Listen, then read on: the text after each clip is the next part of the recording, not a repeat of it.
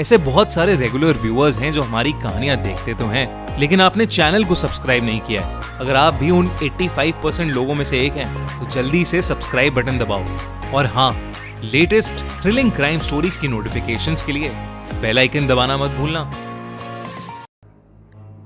5 अक्टूबर 2006। बाकी दिनों की तरह उस दिन भी मयंक मुंबई के मरीन लाइंस ट्रेन स्टेशन से सुबह की पहली लोकल पकड़ने के लिए फुटओवर ब्रिज पर भाग रहा था। भागते भागते उसका पैर किसी के पैरों में अड़ गया। गिरने की वजह से उसका सारा सामान फैल गया।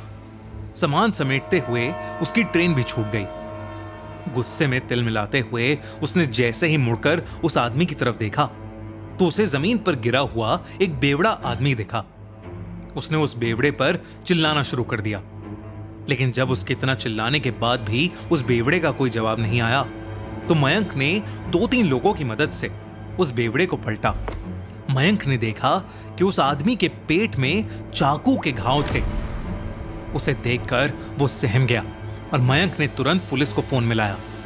उस एरिया में काफी शोर मच गया और उस आदमी की बॉडी के आसपास भीड़ भी इकट्ठा हो गई। पुलिस ने आकर एरिया को खाली किया और उस बॉडी को वहां से ले गई। पुलिस ने जब उस केस की इन्वेस्टिगेशन की तो उसे उस इंसान के मर्डर से रिलेटेड कोई भी सबूत नहीं मिल रहा था, लेकिन इन्वेस्टिगेशन से उन्हें यह पता लगा कि वो लाश विजय गाउड नाम के एक आदमी की थी और वो मुंबई में एक टैक्सी ड्राइवर था। उसके परिवार में उसकी एक बीवी और 2 बच्चे भी थे। उसकी बॉडी जिस हाल में थी उसे देखकर पुलिस को यकीन हो गया था ये काम किसी बहुत ही भयानक किलर ने किया है। 14 दिसंबर 2006 पुलिस को चर्च गेट स्टेशन के बाहर एक और लाश मिली। इस लाश का भी खून चाकू मारकर किया गया था और वो बॉडी भी उसी तरह दिख रही थी जिस तरह विजय को मारा गया था।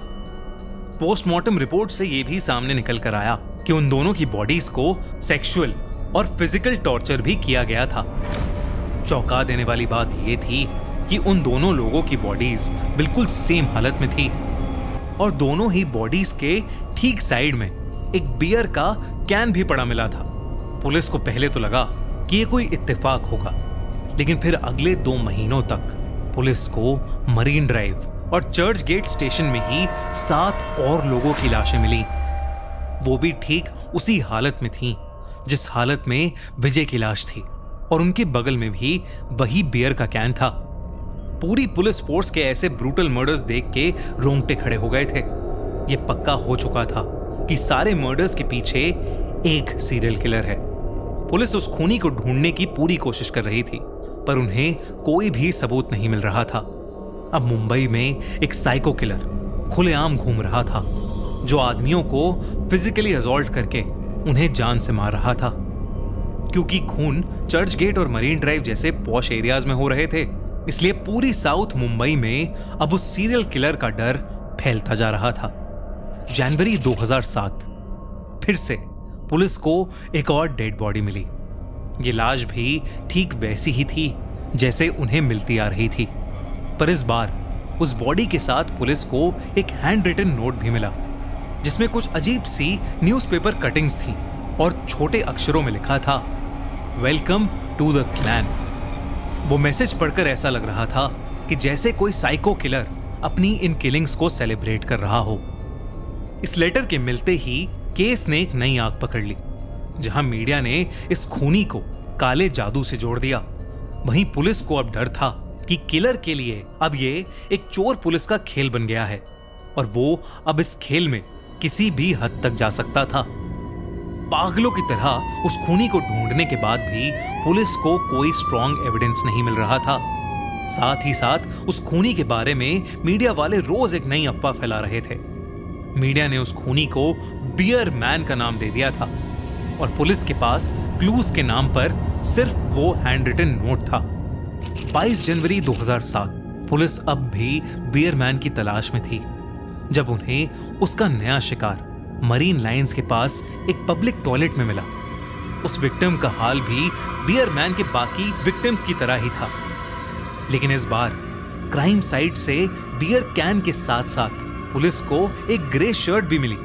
आसपास सड़क पर रहने वाले लोगों से पूछताछ करके पता चला कि यह शर्ट दशरथ राणे गैंग के एक आदमी की है।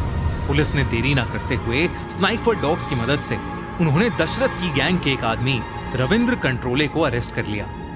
पुलिस के अकॉर्डिंग रविंद्र कंट्रोले ही था जो ये सब मर्डर्स कर रहा था, और वही था बियरमैन। बियरमैन के अरेस्ट के बाद हर जगह मीडिया में उसकी लाइफ के बारे में खबरें आने लगीं। जनवरी 2008 तक पुलिस ने कंट्रोले को अपनी कस्टडी में रखा और कई महीनों तक उसे इंटेरोगेट भी किया। साथ ही साथ उसके कई साइकोलॉजिकल टेस्ट्स भी करवाए। आखिरकार जब कोर्ट में उसका केस प्रेजेंट हुआ तो कोर्ट ने उस पर लगाए मर्डर चार्जेस एक्सेप्ट कर लिए, क्योंकि सारे साइकोलॉजिकल टेस्ट के हिसाब से वो गिल्टी था। और तो और आई विटनेसेस ने कंट्रोले को अलग अलग समय पर लाशों के पास सोते हुए भी देखा था। कंट्रोले को उम्र कैद की सजा सुनाई गई। सबको लगा कि बियरमैन की मौत का तांडव अब खत्म हो गया है, लेकिन कंट्रोले के अरेस्ट होने के बाद भी शहर में उसी तरीके से एक और मर्डर हुआ। पुलिस चौंक उठी और फिर 4 और मर्डर हुए। पुलिस को अब कुछ समझ नहीं आ रहा था कि यह सब कैसे हो रहा है।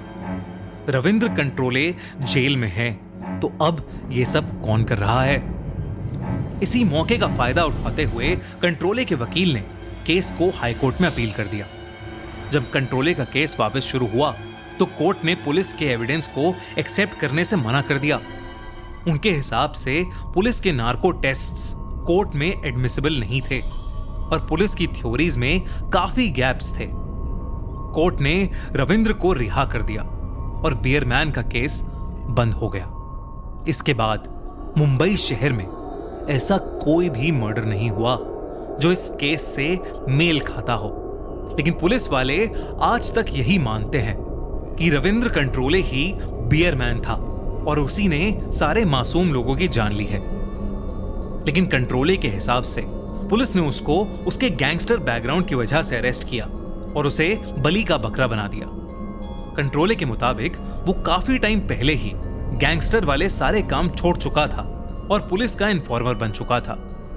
जहां तक बात उसके कन्फेशन की थी तो उसने बताया कि वो सब उसने पुलिस के डर से कन्फेस किया था और वो शादीशुदा और बाल बच्चों वाला आदमी था जो ऐसा घिनौना क्राइम करने की सोच भी नहीं सकता था। कंट्रोले आज भी खुद को इनोसेंट मानता है और अपनी किस्मत को कोसता है, क्योंकि आज भी मुंबई में अगर 2 से ज्यादा मर्डर्स होते हैं तो पुलिस उसको सबसे पहले क्वेश्चनिंग के लिए बुलाती है। आपको क्या लगता है, क्या रविंद्र कंट्रोले ही सच में बियरमैन था या मुंबई का सीरियल किलर बियरमैन आज तक आजाद घूम रहा है? हमें कमेंट्स में जरूर बताइए। और अगर आपको ये कहानी अच्छी लगी तो हमारा channel the crime show by Khooni Monday subscribe करना मत भूलना।